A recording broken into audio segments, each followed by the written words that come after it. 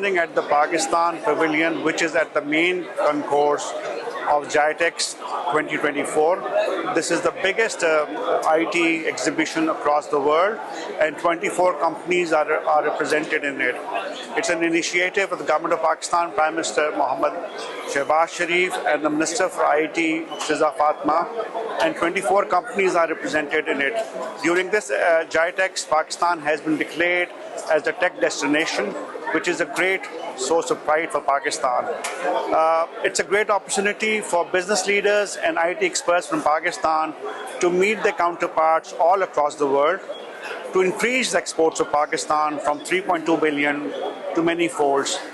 In the last 1 year, Pakistani exports to the UAE have increased 34%, and our total exports are 3.2 billion. We can increase it many folds because we have the youngest workforce. We have the third composition of Pakistani who can speak the English language, and we have the second biggest freelancers in the world. So we welcome everyone.